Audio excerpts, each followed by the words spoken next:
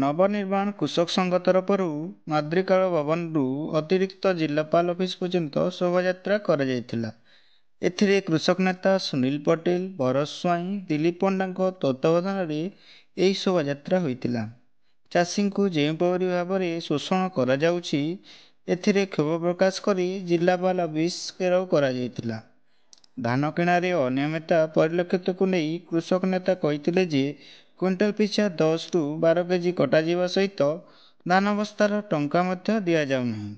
ଏହା ସହିତ ଚାଷୀଙ୍କୁ ଧାନ ପରୀକ୍ଷା ପାଇଁ ସୁନ୍ଦରଗଡ଼କୁ ଯିବା ପାଇଁ ଧମକ ଚମକ ମିଳୁଥିବା ଦେଖିବାକୁ ମିଳିଛି। ଗରିବ ଚାଷୀ ଧାନ ବିକ୍ରି କରିବ ନା ପରୀକ୍ଷା ପାଇଁ ଦୌଡ଼ିବ? ଏ ବ୍ୟବସ୍ଥାକୁ ଶୀଘ୍ର ବନ୍ଦ କରିବା ସହିତ କେତେଗୁଡ଼ିଏ ଦାବି କୃଷକ ସଂଗଠନ ରଖିଛି। ସେଗୁଡ଼ିକ ହେଲା କଟନୀ ଚଟନୀ ବନ୍ଦ କରିବା, ବସ୍ତା ପଇସା ଦେବା, ପ୍ରତ୍ୟେକ ବ୍ଲକରେ ଶୀତଳ ଭଣ୍ଡାର ଖୋଲିବା, ପ୍ରତ୍ୟେକ ପଞ୍ଚାୟତରେ ବର୍ଷ ସାରା ଧାନ ମଣ୍ଡି ଖୋଲିବା, ଚାଷ ପାଇଁ 2 ଫସଲ ପାଣି ବ୍ୟବସ୍ଥା ଓ ଧାନ କ୍ୱିଣ୍ଟାଲ ପିଛା 5,000 ଟଙ୍କା କରିବା। ବ୍ୟୁରୋ ରିପୋର୍ଟ, ସନ୍ଧ୍ୟା ନ୍ୟୁଜ, ସୁନ୍ଦରଗଡ଼।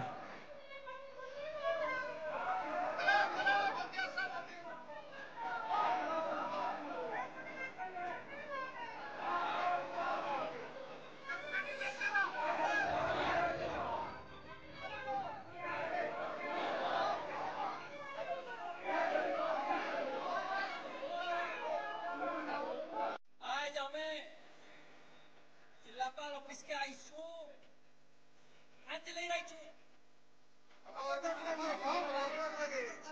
हमर चासी मानकर ऊपर जे शोषण चली छे, मारण नीति चली छे, सरकार सेदा प्रतिवाद करवा लगे चासी माने जे दिन राति परिश्रम करके जे मूल्य निकला ସେମାନେ कोई भी ଭିତରେ ରହୁଛୁ ଅବହେଳିତ ରହୁଛୁ ସେଇଥିଲାଗି ସେ ଯେ ଧାନର ତାପରେ ବି ସେ ଅଭାବ ବିକ୍ରି ଚାଲିছে।